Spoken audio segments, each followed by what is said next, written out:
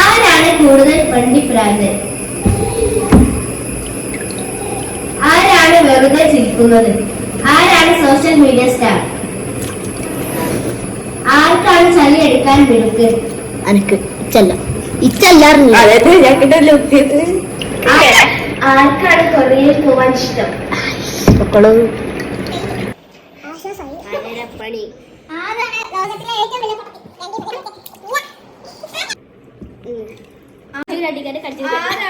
വെറുപ്പിക്കൽ രാജാവ്?